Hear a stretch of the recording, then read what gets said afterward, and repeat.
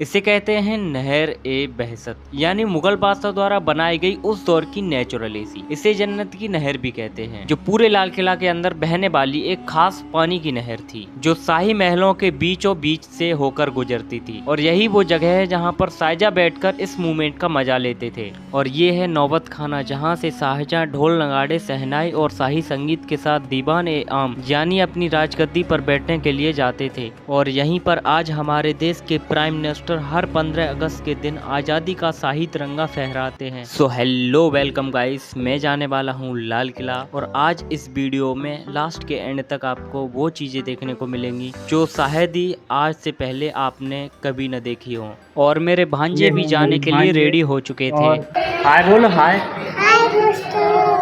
और मुझे घर से निकलने के बाद ही तुरंत ही मुझे एक ट्रेन मिल गई, जिसमें बैठकर मैं आ गया मेट्रो स्टेशन, जहां से मैंने टिकट खरीदी। और टिकट के माध्यम से मैं आ गया फिर मेट्रो प्लेटफॉर्म पर। और यहाँ पर जो भीड़ हो रही थी इसकी तो पूछो ही मत। लेकिन गाइस, आज से पहले आपने कभी मेट्रो नहीं देखा है तो आज इस वीडियो में देख सकते हो कितनी शानदार लग रही है। और मेट्रो का सफ़र करते समय हमें जो अंदर से बाहर का सीन देखने को मिल रहा था वो सच में मुझे ऐसा फील करा रहा था कि मैं एक प्लेन में उड़ रहा हूँ। और उसी के साथ मेरे भांजी को देखो, जैसे ही मैंने कैमरा किया तो रोने से बंद हो गई। और इसी के साथ मेट्रो का शानदार सफ़र करते करते मैं आ गया लाल किला मेट्रो स्टेशन। और जैसे ही मैं बाहर जा रहा था तो मुझे दिखा एक स्विंग बैरियर, जहाँ पर पर्ची लगाकर आप बाहर निकल सकते हो। लेकिन मुझे तो बहुत डर लग रहा था और मैं किसी भी तरह से यहाँ से बाहर निकला। और फिर मैं पहुँच गया लाल किला एंट्री गेट पर। और फिर एंट्री करवा कर मैं आ गया लाल किला के फ्रंट हिस्से पर, जहाँ से एकदम खतरनाक व्यू देखने को मिल रहा था। और सारे लोग फोटो भी खींच रहे थे। लेकिन मैंने देखा कि मैं अपना मस्ती से ब्लॉग बनाए जा रहा हूँ और मेरे दीदी और जीजा पता नहीं कहाँ पर हैं और मैं भी पता नहीं कहाँ पर हूँ। तो किसी भी तरह से मेरी दीदी और जीजा का साथ हो गया। और आज ज़्यादा गर्मी होने की वजह से बच्चों को भी ज़्यादा प्यास लग रही थी और मोनिका तो सच में रो भी रही थी। अब देखना गुल्लू कैसे करेगा। गुल्लू अच्छा लग रहा है गुल्लू? झंडा लगाया ना। और गाइस, मैं यहाँ पर फर्स्ट फॉल ही आया था और फर्स्ट मेरा ये ब्लॉग भी था, इसलिए मैं कुछ ज़्यादा इस पर रिसर्च नहीं करी थी और ना ही मुझे ज़्यादा कुछ पता था इसके बारे में। इसलिए मैंने सोचा कि क्यों ना आपको एक वॉइस ओवर के थ्रू बताया जाए। तो मैं अभी वॉइस ओवर कर रहा हूँ और मैं आपको ज़्यादा से ज़्यादा अच्छा बताने की कोशिश करूँगा। और इस जगह पर पानी भरा रहता था, जिससे कि इसमें बहुत बड़े बड़े क्रोकोडाइल रहते थे और यहाँ पर ये सेफ्टी भी करते थे। लेकिन मेरे इन दोनों भांजों को धूप भी तंगड़ी वाली लग रही थी, लेकिन मस्ती इनकी अलग ही लेवल पे थी। अब देखो, मम्मी पापा कहीं और हैं और चल कहीं और रहे हैं। इधर इधर इधर चलो इधर। और ये मोटी मजबूत और दीवारें देख रहे हो, ये सच में पूरी की पूरी बलुआ पत्थर से बनाई गई हैं। और ये दीवारें कहीं कहीं तो बहुत ज्यादा ऊंची हैं, जिससे कोई भी डकैत इसके अंदर जा ही नहीं सकता, क्योंकि दीवारों के साइड में खतरनाक और बड़े बड़े जानवर क्रोकोडाइल भी रहते थे। जो भी डकैत अंदर को जाने की सोचेगा तो सबसे पहले तो उन क्रोकोडाइल से लड़ने की सोचेगा। और यही वो लाहौरी गेट है जहाँ से शाहजहां अपनी पूरी सेना के साथ इस लाल किला के अंदर एंटर करते थे। और इसी के सामने रखी थी उस दौर की सबसे खतरनाक तोप। और जैसे ही आप इसके अंदर थोड़ा और एंटर करते हो तो यही वो जगह है जहां पर हमारे देश के प्राइम मिनिस्टर हर 15 अगस्त पर झंडा फहराते हैं। और जैसे जैसे लाहौरी गेट से अंदर की ओर जाते जाओगे तो यहाँ आपको देखने को मिलेगा चट्टा चौक। इसे मीना बाजार भी कहते हैं। यह बाजार मशहूर इसलिए था क्योंकि इस मार्केट में सोने, मोती और जवाहरात और कीमती वेपन्स बिकते थे। इसके ऊपरी दीवारों पर कीमती पत्थर, सोने की परत और रंगीन पेंटिंग की गई थी, जो कि उस जमाने का शाही और सबसे बड़ा मार्केट था। और जैसे ही आप इस शाही मार्केट से बाहर निकलते हो तो सामने दिखता है आपको नौबत खाना, जहां से बादशाह शाही संगीत और ढोल नगाड़े और शहनाई के साथ दीवान ए आम की तरफ जाते थे। और यहीं पर आपको नक्काशी देखने को मिलेगी। इन्हीं खांचों के अंदर पहले गोंद के लेप की मदद से महंगे महंगे रत्नों को सटीक तरीके से फिट किया जाता था। यहीं पर आपको हाथों से तराशे गए फूल देखने को मिलते हैं, जो कि इन फूलों को पहले के लोगों ने बहुत ध्यानपूर्वक बनाया था, जो आज भी यहाँ मौजूद हैं। अब यहाँ से देखो खूबसूरत नक्कार खाना, जहाँ से बादशाह सामने की तरफ दीवान ए आम की तरफ जाते थे। और ये देखो कैसे घूम रहा है। और यहाँ पर अब तक मैंने जितनी भी चीज़ें देखी हैं वो सारी की सारी पत्थर से ही बनी हुई देखी हुई हैं। और मेरे पीछे जो पार्किंग एरिया देख रहे हो, यहीं पर होते थे बड़े बड़े और शाही बाग। इवन यहाँ पर जड़ी बूटियाँ भी हुआ करती थी। अब राजा की तरह मैं भी दीवान ए आम की तरफ जा रहा हूँ और यहाँ पर अच्छे से अच्छे बताने की कोशिश करूँगा आपको।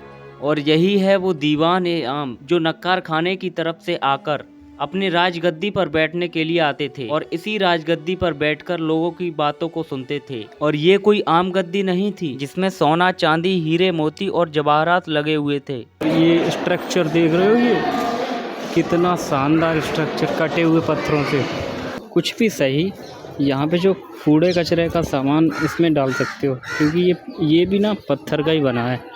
और यही वो सीढ़ियाँ हैं जहाँ से राजा लाल किला के अंदर सबसे पहले आए थे। और यही वो जगह है जहाँ पर रानियाँ रहती थीं और रानियों के सिवा यहाँ पर किसी और की एंट्री नहीं थी। लेकिन आज हमारे देश के वीर जवान यहाँ पर रहते हैं और आम टूरिस्ट को भी यहाँ पर जाने के लिए इजाज़त नहीं है। और ये है रंग महल, जिसके नीचे से यमुना नदी का पानी आता था, जिसे हम नहर ए बहसत भी कहते हैं, जो एक पतली बहती हुई पानी की नहर थी जो लाल किले के शाही महलों के बीच से होकर गुजरती थी। और इसमें हाइड्रोलिक सिस्टम से पानी को ऊपर उठाकर शाही बुर्ज तक लाया जाता था। फिर यहीं से यह नहर पूरे महल में फैलती थी और सामने ही दीवान ए आम यानी राजा यहाँ पर बैठकर आनंद लिया करते थे। और जो मैंने आपको आते समय एक्सप्लेन किया था जहाँ पर रानी रहती थी, तो उसको अच्छे से एक्सप्लेन करता हूँ। देखो, ये जो आप रंग बिरंगे फूल देख रहे हो इधर उधर और जो नक्काशी देख रहे हो, तो यहाँ पर सोना, चांदी, हीरा, मोती, सब कुछ जवाहरात यहाँ पर अच्छे तरीके से सजा धजा कर लगाया गया था। और नक्काशी में वो एक इस तरीके से लगाया गया था जो कि बहुत ही शानदार और चमकदार महल लग रहा था। और यहीं पर मेरे पीछे मस्जिद भी बनी हुई है, जिसको मुग़ल बादशाह औरंगजेब ने साल 1959 ईस्वी में बनवाया था, जिसमें बादशाह के शाही परिवार को नमाज पढ़ने के लिए ही इजाज़त थी। और यही वो कुआं था जहां से राजा पानी निकालकर पीते थे। और मेरे पीछे जो आप दो बंदे देख रहे हो, जब मैं वीडियो बना रहा था तो ये मेरे ऊपर हंस रहे थे, लेकिन फिर भी मैंने इनको इग्नोर करके वीडियो को बंद नहीं किया और वीडियो बनाता चला गया। और ये जो आप सामने देख रहे हो, ये है सावन भादों, यानी यहाँ पर सावन भादों का मजा लिया करते थे राजा। और इस पूरे ग्राउंड में ठंडा ठंडा पानी भरा रहता था और इस पूरे लाल किला के अंदर ठंडक बनी रहती थी। मैं पहली बार आया हूँ तो सच में मैं ब्लॉग शूट कर रहा हूँ, तो लोग भी बहुत ज़्यादा मेरे पे हंस रहे हैं, लेकिन मुझे अपने ब्लॉग पे फोकस करना है। भाई, अगर ऑडियंस को मैं देखूँगा कि वो क्या बोल रहे हैं, ये क्या बोल रहे हैं, तो मैं कुछ नहीं कर पाऊँगा। सच में मुझे कुछ ज़्यादा शर्म नहीं लगती है वीडियो बनाने में।